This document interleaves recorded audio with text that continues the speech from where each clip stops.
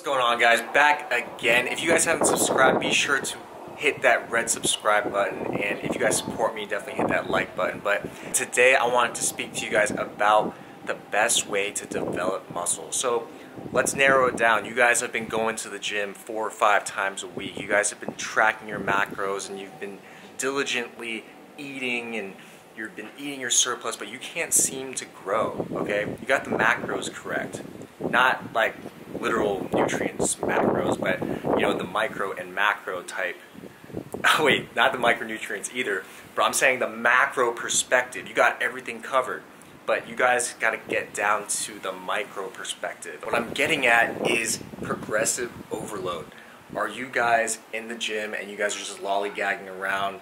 You guys aren't sweating, you guys are texting way too long, maybe you're way too into your music or something and you're trying to study lyrics and stuff, but what I'm getting at is you guys need to focus on progressive overload. Progressive overload is number one, hands down, the most important thing you need to focus on when you're in the gym. A lot of people relate progressive overload to just putting on more weight. For me, someone that doesn't really focus on lifting more and not really focusing on strength, my type of progressive overload is rest time, time under tension, and intensity. Are you guys stressing those 3 factors? If you're not, I honestly believe that's why you're not growing.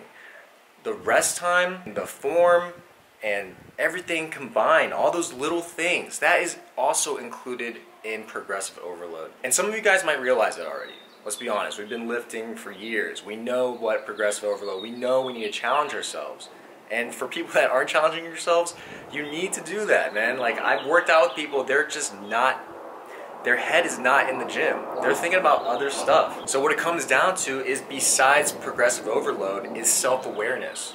Like, do you know that you're not lifting hard enough? Like, are you literally tricking yourself and telling yourself or making some type of fragment of fiction that you are working hard? Because I know a lot of people, man, a lot of people that are like, oh no, I'm already shredded.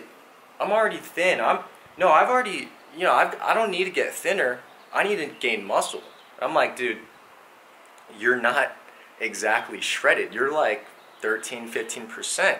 People literally trick themselves that they're not fat or that they are working hard in the gym. I'm not trying to talk down on people, but it's like literally like a human issue, like where you trick yourself into thinking that you don't need to lose any more weight. You trick yourself into thinking that you really are training with the proper intensity. The self-awareness comes into play hardcore when you're trying to make the gains, all right? You guys got to realize that you need to push yourself. You need to focus on progressive overload. And it's not just about putting weight onto the bar.